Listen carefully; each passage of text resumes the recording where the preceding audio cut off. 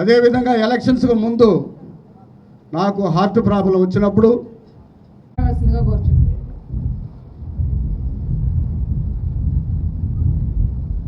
ఎప్పుడైతే పోటీ చేశాడో అక్కడ నుండి జనాలందరూ అప్పుడు మాకందరికి ఏం చెప్పేది వాళ్ళు, సార్ వచ్చి మీకు అందరికి దగ్గర ఉన్నాడు.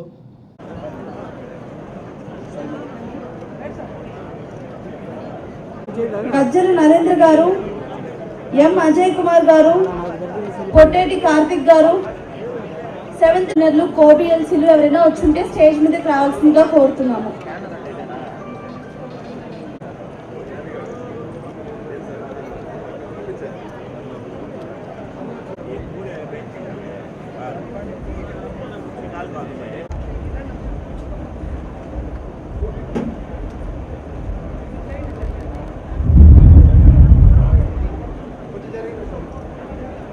చెక్స్ తీసుకున్న వాళ్ళు ఇటు సైడ్ నుంచి ఇట్లా కిందకు వచ్చాయి. 6th డివిజన్ నుంచి పసుపులేటి తేజస్విని గారు మహిళా టీంలో వర్క్ చేస్తారు.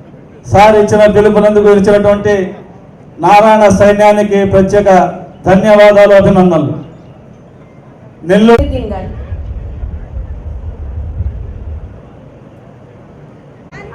కానీ అవన్నీ వాస్తవాలు.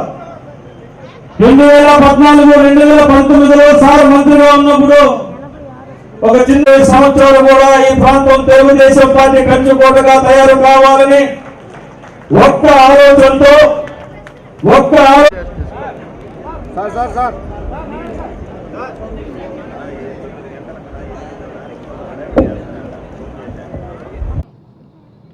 175 మందికి యాక్చువల్గా ఇవాళ ఎవరైతే మనకు రిక్వెస్ట్ పెట్టుకున్నారో వాళ్ళకి ఒక 25,000 లెక్క ఇస్తున్నాం.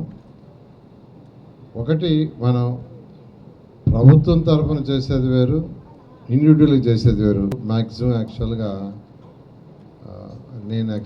మా యొక్క పిల్లలు వాళ్ళ యొక్క దీని నుంచి నేను చేస్తున్నాను. అంటే నెల్లూరులో మనం చేసే మేజర్ డెవలప్మెంట్స్ పార్ట్లు అయిపోతున్నాయి, స్కూల్స్ కూడా చేస్తున్నాం, రోడ్లు కూడా ఎండ్ టు ఎండ్ రోడ్స్ వేస్తున్నారు. అంటే రోడ్డు ఈ ఎండ్ నుంచి ఆ ఎండ్కి పూర్తిగా వేసేసి అన్నీ స్వీపింగ్ మిషన్లు పెడుతున్నాం. 28 స్వీపింగ్ మిషన్లు కొన్నాం. ఇట్లా మనం 1 by 1 చేస్తూ వస్తున్నాం. ఇంక అందరికీ చెప్తున్నాను, ఖజానా లేదు, 1 year అయింది, ప్రజల ఎక్స్పెక్టేషన్స్ ఉంటాయి, డబ్బులు లేవు కాబట్టి మనం చేయలేమంటే వాళ్ళు సాటిస్ఫై కారు. అందువల్ల ఏంటంటే 1 by 1 చేసుకుంటూ వస్తున్నాం, అన్నీ పూర్తి చేస్తాం. మనం ఎలక్షన్కి ఏది మాట ఇచ్చామో 100కి 100 రూపాయలు ఇచ్చేస్తాం. అదేవిధంగా నెల్లూరు సిటీలో ఎక్కడెక్కడ పట్టాలు ఇవ్వాలో ఇవ్వటానికి వీలుందో కొన్ని ఇలేము, వర్క్ బోర్డు పట్టాలు ఇలేము, అట్నే టెంపుల్స్ ఎండోమెంట్స్ ఇవ్వలేము. అవి 2 తప్ప మిగతా ల్యాండ్స్ ఏదైతే ఉండో వీటికి ఇవ్వగలమో వాటికి స్పెషల్గా డ్రైవ్ చేయమని ఎంఆర్ఓకి ఇన్స్ట్రక్షన్ ఇచ్చాను. ఆయన కూడా చేస్తున్నాడు. ఈ మంత్ ఎండింగ్ కల్లా అన్నీ స్టడీ చేయమన్నాను. నా టార్గెట్ అయితే కనీసం మన సిటీలో 5,000 మందికి యాక్చువల్గా పట్టాలు ఇవ్వనేది టార్గెట్, ఒక 5,000 మందికి. ఆ విధంగా మనం 1 by 1 చేసుకుంటూ వస్తున్నాం. మీకు అందరికీ చెప్పేది కొద్దిగా ఓపిక పట్టండి, అన్నీ చేస్తాం. ఎండ్ టు ఎండ్ రోడ్స్ చేస్తాం, బ్యాలెన్స్ రోడ్స్ చేస్తాం, డ్రైన్స్ 100% కట్టేస్తాం. డ్రైన్స్ ఎక్కడ లేవో అవన్నీ కూడా 100% పూర్తి చేస్తాం. డ్రింకింగ్కి అండర్ గ్రౌండ్కి 165 కోట్లు నిన్నే శాంక్షన్ చేశారు గవర్నమెంట్. హట్కో లోన్లో తీసుకోవడానికి నిన్న సైన్ చేశారు. ఆ హట్కో లోన్ కూడా వస్తుంది. ఆ డబ్బులు వచ్చి వాళ్ళకి ఇస్తే వాళ్ళ వర్క్ కూడా ఫాస్ట్ అప్ చేస్తారు. ఎవరు అడిగినా చెప్పండి, ప్రతి పని చేస్తాం, ఒక్క పని కూడా వదలం. రాబోయే 4 సంవత్సరాల్లో 100% ప్రతి పని పూర్తి చేస్తామని చెప్పాల్సిందిగా రిక్వెస్ట్ చేస్తా. గారు, ప్రతి ఒక్కళ్ళకి మెడికల్ కాలేజీలు ఉన్నాయి. మన రాష్ట్రంలోనే చాలా మెడికల్ కాలేజీలు ఉన్నాయి. మెడికల్ కాలేజెస్కి అనుగుణంగా చాలా హాస్పిటల్స్ ఉన్నాయి, అవునా కాదా?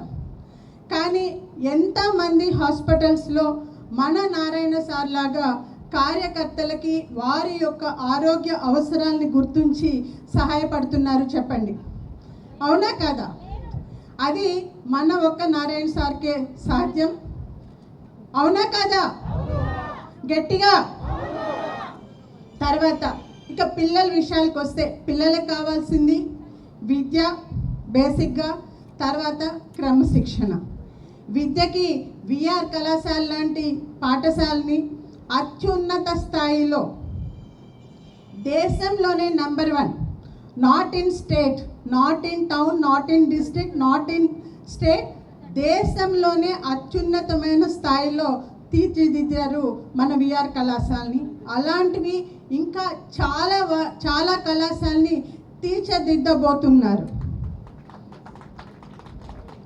ఇంతేకాకుండా ప్రతి పిల్లలలో మన parents, as a parent, as a grand parent, నేను ఒక అమ్మమ్మగా, తర్వాత మీరందరూ తల్లిదండ్రులుగా మీరు కూడా అమ్మమ్మ తాతయ్య నానమ్మలుగా ఫేస్ చేస్తున్న ప్రాబ్లం ఒకటి పిల్లలతో ఏంటంటే అది స్క్రీనింగ్ టైం.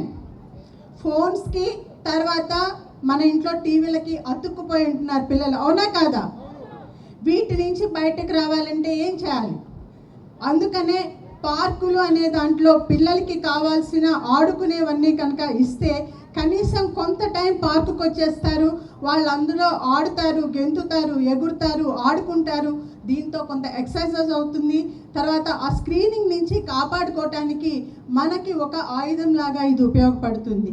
ఈ విధంగా పిల్లల యొక్క యోగక్షేమాల్ని ఆలోచించి అదే రకంగా పెద్దవాళ్ళకు కూడాను వాళ్ళు నడకని కానీ తర్వాత వ్యాయామం కానీ చేస్తే ఆరోగ్యం బాగుంటుంది.